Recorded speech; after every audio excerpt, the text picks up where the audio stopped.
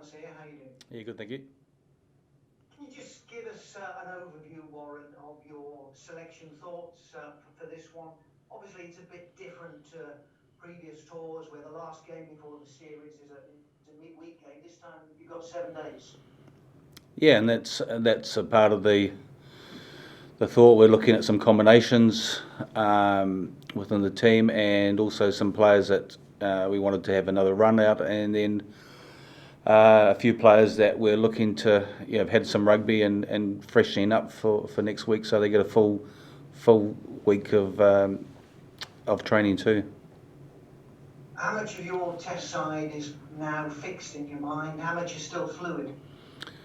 Oh, probably fluid in terms of 60-70%. We've got some thoughts on where we are. We want to see some players have another hit out this weekend. Like I said, look at some of those combinations. There's a few guys who aren't involved who we're pretty happy with, but it's still an opportunity for the side on Saturday and the players there to go and stake a claim as well. So we felt we learned a heck of a lot from last night's run out against the Box. We were disappointed with some of our turnover rate, but we got on top of that and much better in the second half, and we were really pleased with our second half performance and our strong and finishing over top of them. So hopefully we need to start better, and we need to make sure we're in that arm wrestle for particularly early on, and deal with their kicking game. So that's pretty much in our thoughts too.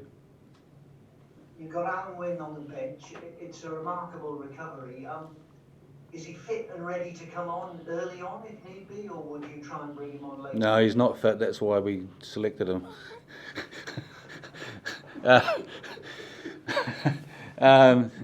Look, we wanted him to.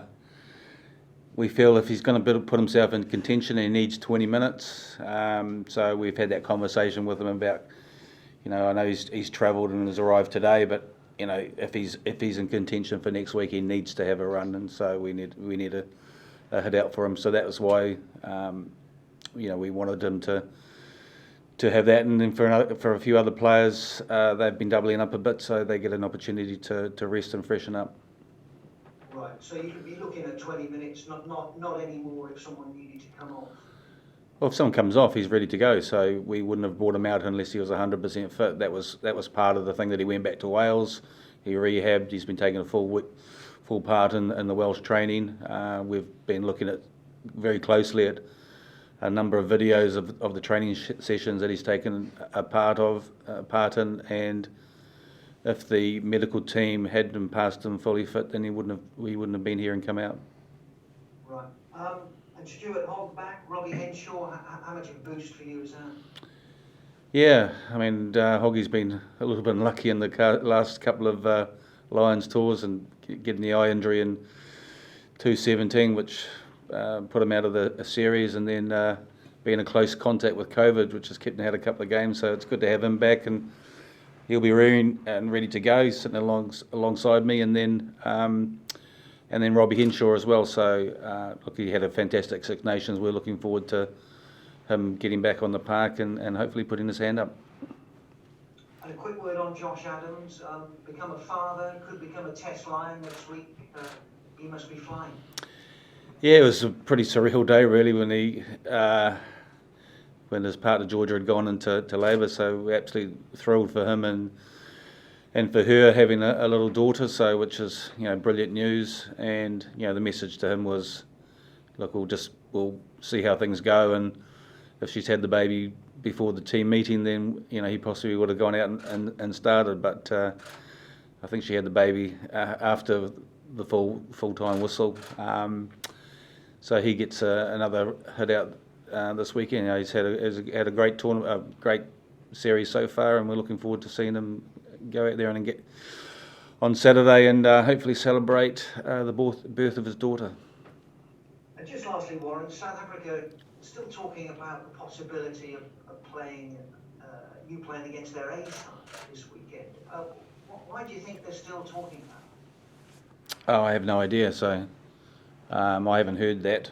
As far as we're concerned, we're gearing up for the Stormers. It's a great opportunity for those Stormers players to have a chance to play against the Lions. They get that sort of once in a lifetime chance. I'd hate to see that taken away from them. And he's put out pretty much his top side against us last night, which is good. We've had a good look at them, and I don't see it as our role to prepare them for the Test series. Great, thanks, Warren. Cheers. Warren, it's Andrew McKenna from Talksport. Can we just start? Obviously, we're a few hours on from last night's game. Can you just give us an update on potential bumps and bruises picked up from that game, please? Anthony Watson, his hamstring was a bit tight and he's got a little bit of an ankle sprain, but he's okay. Wynne Jones, just a sting in the shoulder, which is going to just need to be rested for a few days. And with Liam Williams, it's an HIA, so just going through the protocols. But apart from that, a couple of sore bodies, but pretty much everyone's fit and healthy.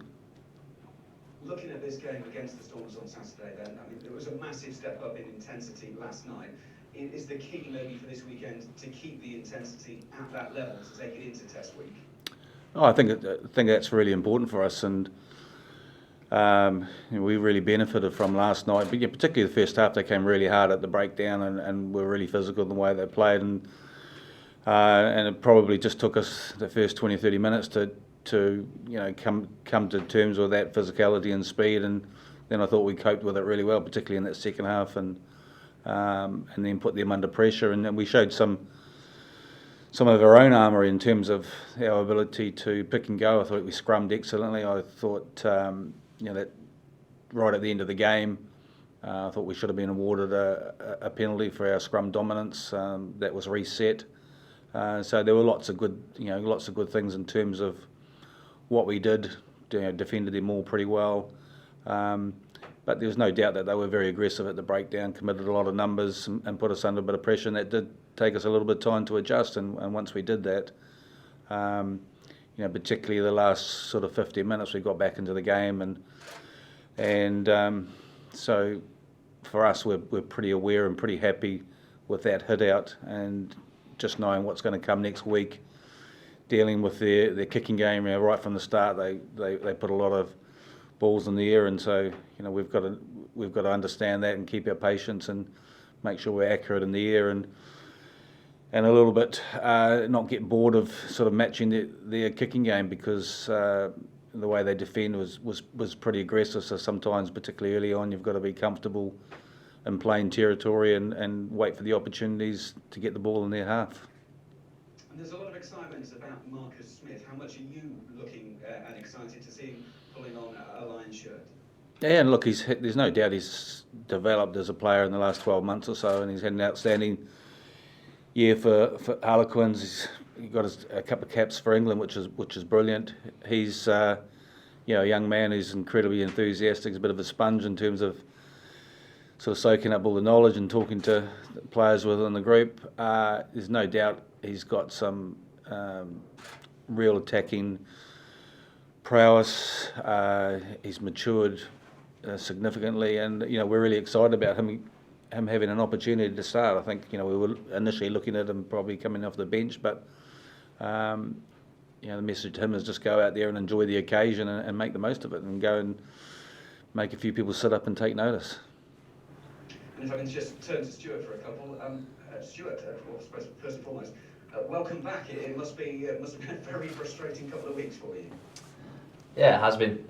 But look, it is what it is. I've had to just get on with it and suck it up and get on with my job. I think for me, the main thing is that everybody's fit and well and healthy now. So that's the main thing.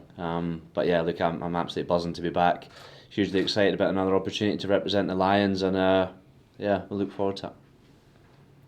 While you've been isolating in your room and locked away, what have you been doing to pass the time? I imagine it's been an incredibly frustrating time. Have you sort of taken to, learn a foreign language or something like that?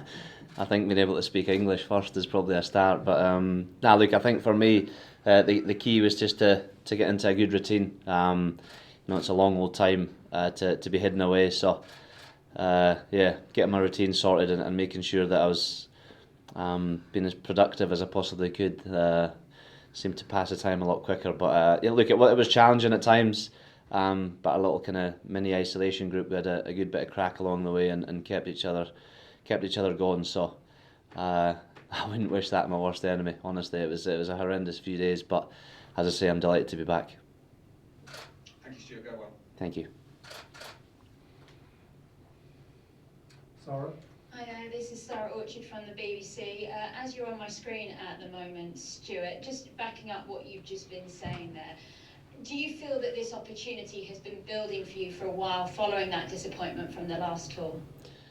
I think for me it was something that I kind of kept quiet to and almost to myself for a long time. I think the experience I had in 2017, I felt going into that tour that I'd been playing some good rugby, and to have it kind of taken away from me was bitterly disappointing. But it probably took me a good year and a half, 2 years to get over it and get back up and running and get excited about playing rugby again. But yeah, look, I had the hunger and the drive to try and get back here, and as I say, I kept it to myself. But my focus all along was to make sure I got give myself every opportunity to represent the Lions again. And now that I'm here, it's about making the most of it. It's been a lot of hard work along the way, but since getting here, the hard work's continued. And as I say, I'm delighted to be given another opportunity, and hugely excited to go out there at the weekend. And Stuart, just one more for you before I go back to Warren. How was it for you watching last night's match, and what did you make of it? Yeah, I was a hugely physical encounter. The boys really dug deep at times. The kind of biggest thing that we've looked at during the process of this tour is that not everything's going to be perfect, but if we commit to absolutely everything we can, we're going to be in a good position to win games. And at times last night it wasn't ideal for us, but I thought our ability to bounce through mistakes and get on with the next job was absolutely outstanding. And as Warren says, we've kind of seen exactly what the South Africans are going to come with, and that excites us. We feel we're in a very good place, and we'll start to gear up and get excited about the next few weeks. Thanks, Stuart. Good luck on Saturday. Thank if I you. could just ask a couple quickly to Warren, just a little bit of housekeeping, Warren, if that's all right. Alan Wynne-Jones being on the bench, you did tell us yesterday that you thought he would have to isolate. Was that perhaps just a little bit of mind games that you were trying to keep him in your back pocket? No, it was just making sure that he came and they've been tested, so they've passed the COVID tests, which was negative. So we needed to check on that and make sure that was done. Make sure that they got here safely and were fit. And then we just looked at the options and spoke to Alan Wynne, spoke to the medical team about the ability to put him on the bench, and so we went ahead to do that because we felt that if he was going to be in contention next week, that he needed to have a hit out, to prove 100% that he was fit and ready to go. And lastly from me, Warren, who will be your backup fly half on Saturday with no Owen Farrell and Dan Biggar? Is it the gentleman next to you? It will be, yes. Yeah. Thank you very much. Thanks. Hi Warren, Owen Scott here. Just a couple of quick ones. Dan Biggar, you said could have played yesterday because it wasn't a bad ankle turn, but he's not named for this Saturday. Is it a problem or not?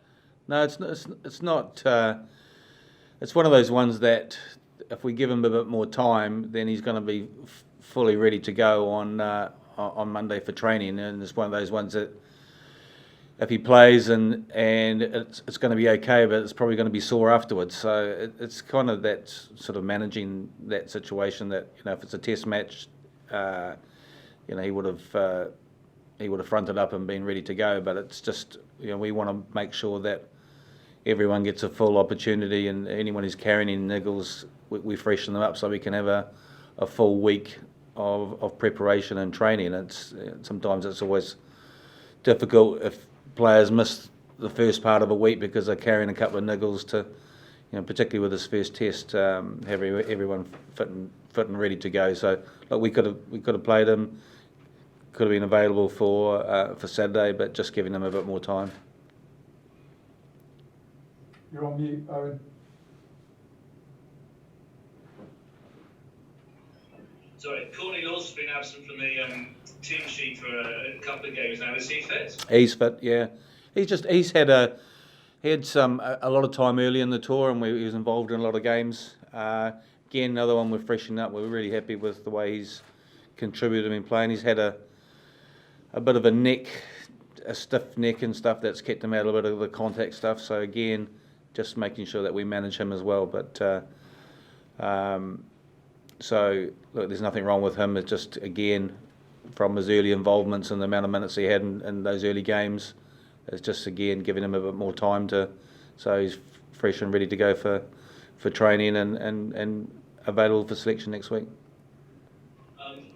The Faf de Klerk yellow card, do you have any concerns about that? Because that might have been a red back at home. Well, I can't understand when the comments were that there was no contact with the head. You know, there was, someone was watching a different picture to me. So, yeah, I agree. I thought it looked reckless to me, no arms, and there was definitely, you know, he's hit the arm first and then the shoulder, but there's definitely a head on the head contact. So we've got a meeting with the referees tomorrow, and just to get a little bit more clarity on that, just so that what we want is some clarity so that we get complete consistency. You can't cite or anything. I mean, that's a done deal. That's finished, isn't it? Yeah, I think so. Yeah, they have a citing commissioner who looks at those things. So it'd be interesting to see what the referees come back with and what other people that have looked at it come back with in terms of what the recommendations were for that incident. Just one final one. There's some interest about who will play 9 in the Test series. Is Ali Price got a chance of playing his way into that starting shirt? Oh, absolutely. Yeah, I mean, we've been pleased with the way that he's gone. Actually, he's looked sharp. He's kicked well. He's worked really hard on his kicking game, so his kicking's been excellent. He's got that left foot variation. He's made a couple of nice breaks. He's defended well too. So look, he's had a really good tour. So it's a really good game for him to play on Saturday and give him an opportunity to put his hand up. Great, thank you very much. Hi Warren, Will here.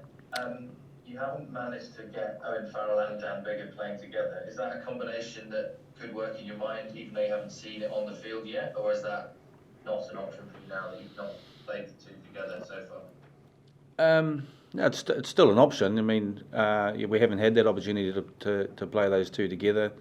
The way that things have gone, I think the first thing is we want to see how that midfield combination with Robbie and Elliott goes as well. So that's the first time that they would have had that together, and hopefully Robbie's fit and has an impact on the game. We have got other options, and definitely that 10-12 combination. We know that with his experience that Owen could easily fit into that 12 position. So it's not something that, because we haven't used it, that we wouldn't potentially consider. With your experience of all those previous tours, in this position, a week out from your first Test selection, have you felt in previous years you've been more clear about what you think your Test side is going to be, just with what's happened on this tour and the disruption and things? Is it going to be your hardest one yet next Thursday? Yeah, it's gonna be tough. We had a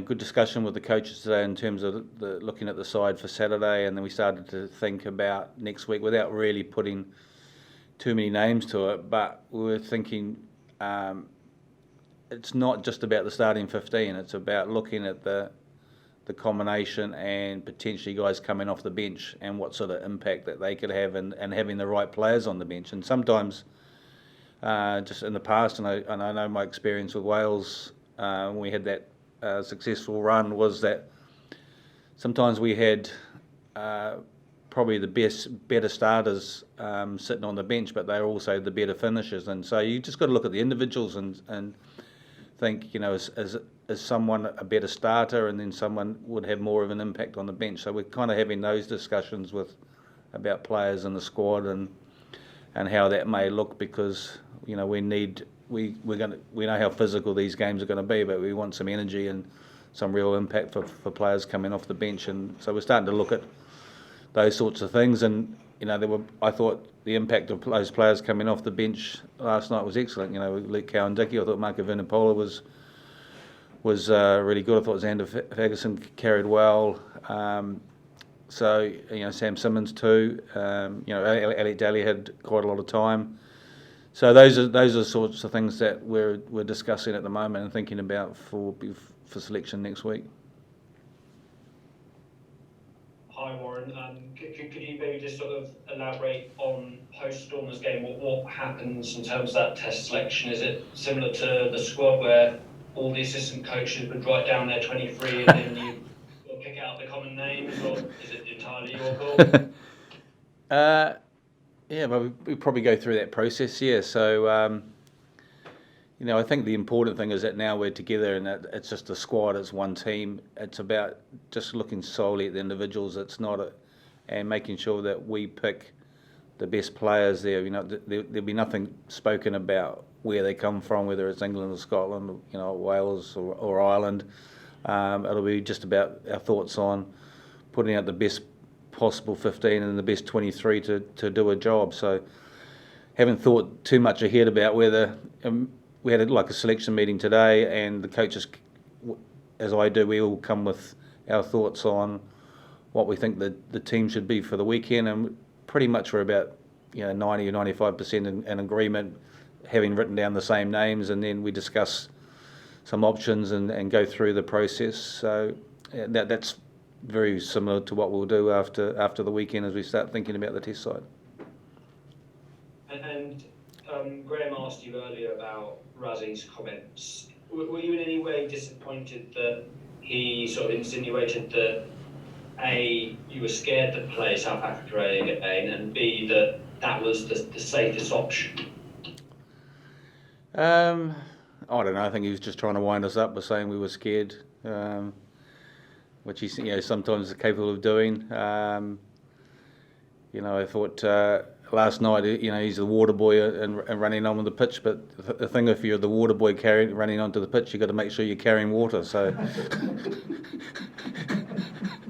so I don't know didn't kind of understand what his role was. You don't run onto the pitch giving messages and stuff if you're the water boy without carrying the water. So, my advice to him is make sure he's carrying water next time when he does that. So.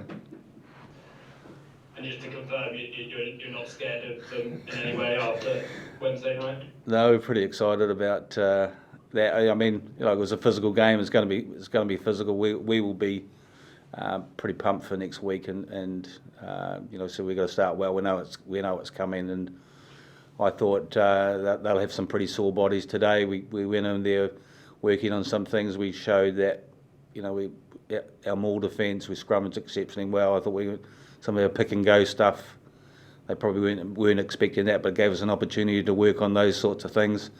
And from an attacking perspective, we probably weren't as clinical as we will be, but we think there were opportunities out there that we probably left behind, so that'll give us some things to work on for this weekend and for next week. And I thought we looked really strong in that second half. We looked fit, and so that's a real positive for us. And the guys were pretty bullish in the change rooms afterwards, thinking that we can win this series.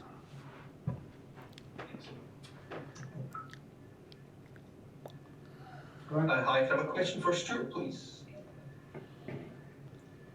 Hi, Stuart. Graham Dean from the Scotsman here. Are you able to tell us how many days you were actually stuck in isolation, and also give us an idea of what you were able to do to try and keep your fitness up during that time? Yeah, it became a little bit easier once the boys and everybody in the touring party left. We got a little bit of time to spend in the gym, and managed to sanitize it down about 1,000,000 times whilst being in there. So yeah, I got a chance to do everything that I possibly could. Obviously, I was kind of carrying a little knock after a training session, but I'm all good now, and excited to get going again. Thank you. Cheers. Thanks everyone. Thank you very much. Thanks guys. Thank you.